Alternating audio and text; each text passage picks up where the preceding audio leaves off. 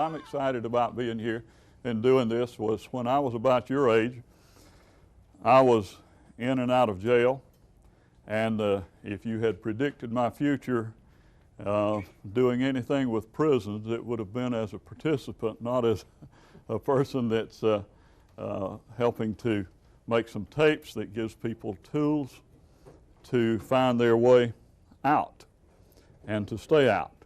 And so as we develop these tools, the challenge to your thinking that helps you get out and stay out and how you can apply it to your life, hope that we'll all realize that we have an opportunity not only to change directions in our own life, but this can be used as a teaching tool to help others learn how to apply these thinking errors.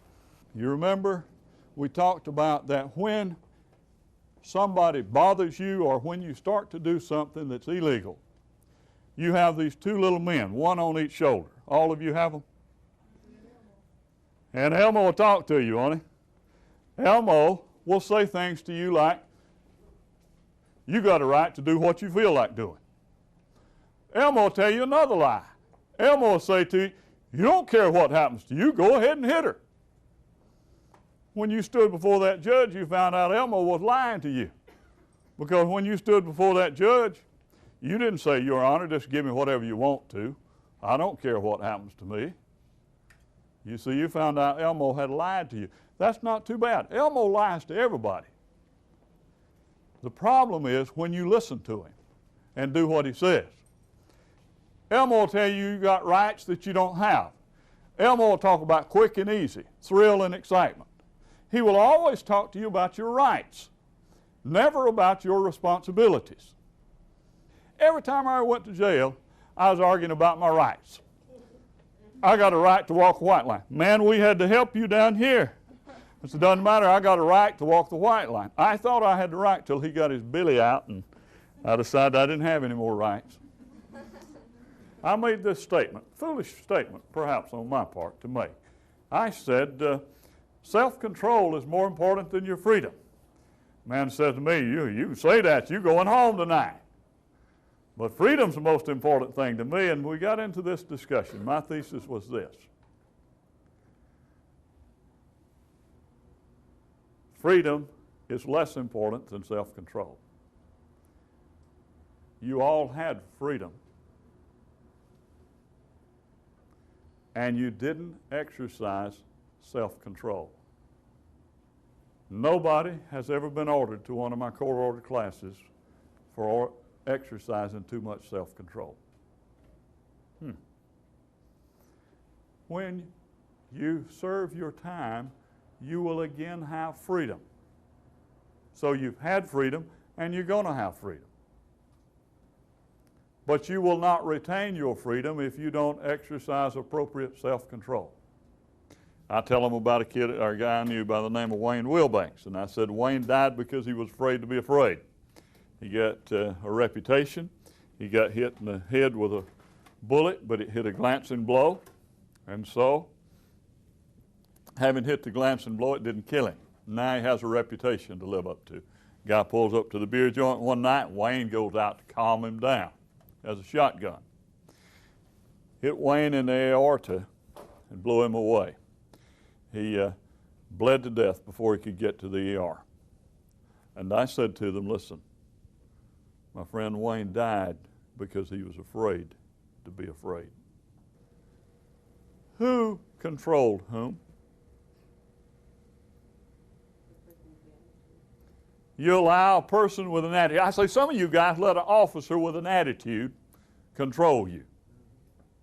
You ever let an officer with an attitude control you? Say, well, he pulled my string. I say, why you won't be his puppet? Well, he punched my button. I said, why you won't be a robot?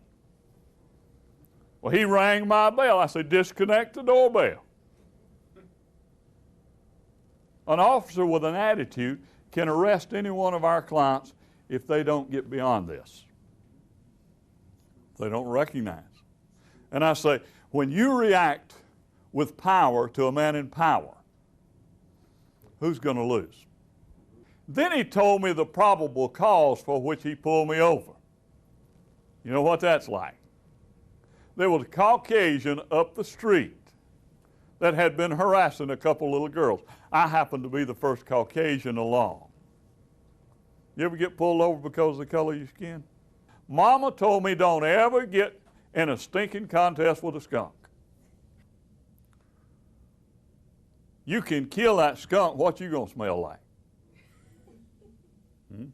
Don't ever get in a mud-slinging contest with a hog, because both of you going to get muddy and one of you going to enjoy it.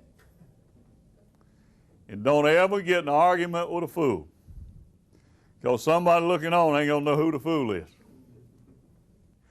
In almost all dysfunctional families, there's what they call a star. The star is that family member that calls the shots. With respect to that star, or that person that's in charge, there are a lot of family secrets. As a matter of fact, there's so many family secrets that often incest is revealed the next generation. For example, many of the persons that I've had that came into the office that dealt with incest did not deal with it when it actually happened, because whatever the star does in that family is a secret. And everybody in that family keeps their mouth shut about what he does. When you've got what you want from the world and its wealth, and the world makes you king for a day, just go to the mirror and look at yourself and see what that man has to say. For it isn't your mother or sister or wife upon whose judgment you pass. The one whose verdict counts most in your life is the one looking back from the glass. The world may say you're a straight-shooting chum and call you a wonderful guy, but the man in the glass says you're just a bum if you can't look him straight in the eye. It's his judgment that counts. Forget all the rest. He'll be with you clear to the end. And you've passed life's most awesome, difficult task when the man in the glass is your friend. You may go through life and down through the years, get pats on the back as you pass, but your life will end in heartache and tears if you cheat the man in the glass. But a woman's ear often gets her in trouble. She goes home and tries to talk about things. He don't want to hear it. But there's somebody smart enough at work to know that the ear is the key. And he asks her how she feels. And every time she has a concern, he listens. And all of a sudden, though she don't want to, she finds herself feeling an attraction for that person. Now understand, it has nothing to do with looks. He may be uglier than homemade sin. I mean, he may be a whole lot older and look like he could eat a roast near through a picket fence. But if he knows how to listen, there is an emotional attraction, and it's being cut off at home, and there's no caring there, and she'll find herself attracted often to him, even though she doesn't want to be. So what we find here is unrestrained and unexpressed feelings are likewise harmful. And I often say to my kids, you can disagree with me anytime you want to. You can express that disagreement, but you cannot use any kind of language you want to express that disagreement. You cannot do it in a threatening manner. They can never honestly confront the person they have an issue with. They're always bounding it off of somebody else and giving only their side of the story. They learn indirect communication, and it renders them very ineffective. It's what you call triangulation of communication, and it adds to the total dysfunction of the family. You can identify in adolescents that are habitually in trouble, that same basic kind of thinking errors. And we're beginning even to work with elementary school, because many of these kids can be identified early on. And we're identifying these thinking patterns and ways to counter it. And then working with a group called Welfare to Work, we find out that the easy thing is to get these people jobs. The difficult thing is to change their thinking or challenge their thinking so that they keep jobs. And so again, we find that at the very core of it are certain thinking patterns that need to be challenged. And so it is with substance abuse.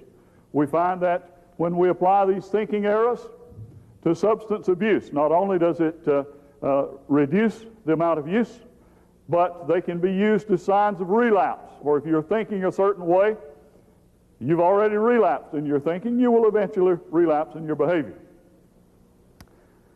But then, after that, I've got some good news and bad news. You know about the good news, bad news, right? Good news was the man won a trip in an airplane. Bad news was he fell out. Good news, there was a haystack underneath the airplane. The bad news, there was a pitchfork in the haystack. The good news was he missed the pitchfork. Bad news was he missed the haystack. Now, my wife has a more succinct way of saying that. She says, honey, you want the good news or the bad news? And I say, give me the good news first. And she says, the good news is the airbags work. You got the rest. Well, there's good news, bad news. I'm going to give you the bad news first. The bad news is, as I began to examine those thought patterns, I found that not only do they apply to the criminal, to the person that's incarcerated, but I found that many times they were thinking errors that were in my own life. And what's true of me, I'm convinced, is also true of you. And as I begin to work with that, I begin to recognize that there is a biblical counter for every one of these thinking errors.